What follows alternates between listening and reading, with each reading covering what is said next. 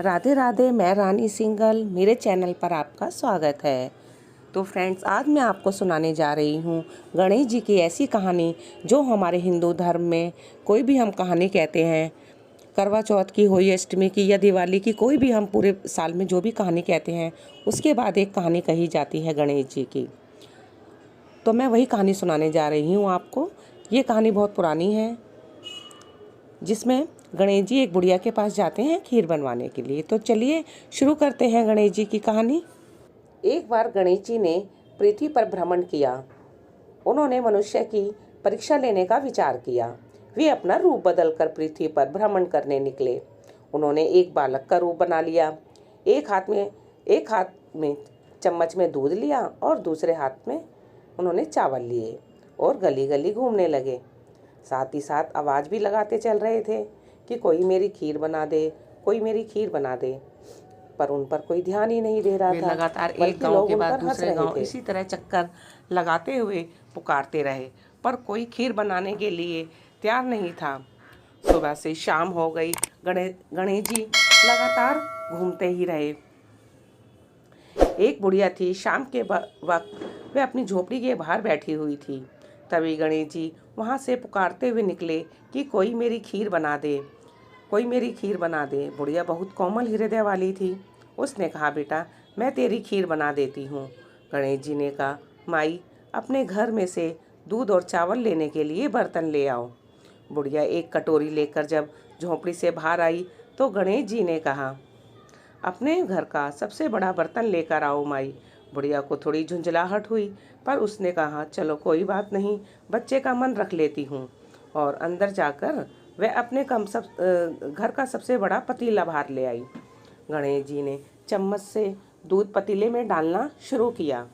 तब बुढ़िया हैरान रह गई कि जब उसने देखा कि दूध से पूरा पतीला भर गया। एक के बाद एक वह बर्तन झोपड़ी से बाहर लाती गई और गणेश जी दूध भरते चले गए। इस तरह घर के सारे बर्तन दूध से लबालब भर गए। गणेश भगवान ने बुढ़िया से कहा, मैं स्नान करके आता हूँ माई, तुम खीर बनाकर तैयार करो, मैं आकर खाऊंगा। बुढ़िया ने पूछा, मैं इतनी सारी खीर में का क्या करूँगी?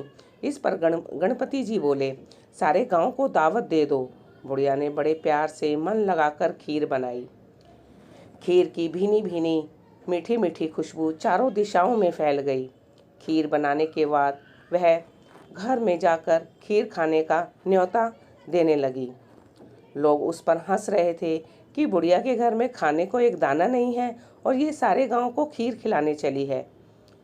लोगों को आश्चर्य हो रहा था और उसकी खीर से खुशबू से लोग खींचे चले आए।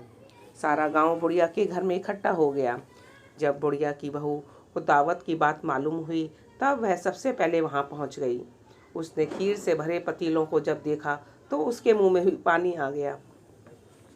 उसे बड़ी जोरों की भूख लगी हुई थी। उसने एक कटोरी में खीर निकाली और दरवाजे के पीछे बैठकर खाने की तैयारी करने लगी। इसी बीच एक छोटा झींगर गिर गया और गणपति जी का भोग लग गया और वो प्रसन्न हो गए। अब पूरे गांव को खाने की दावत देकर बुढ़िया वापस अपने घर आई तो उसने देखा बालक वापस आ गया है।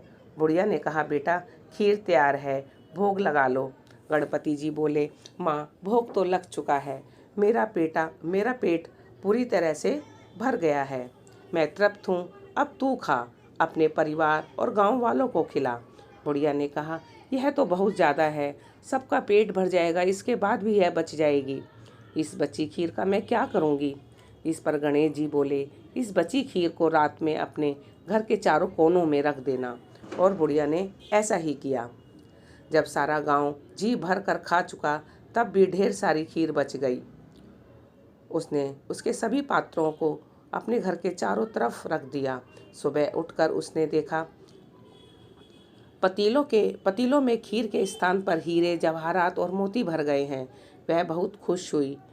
उसकी सारी दरिद्रता दूर हो गई और वह आराम से रहने लगी।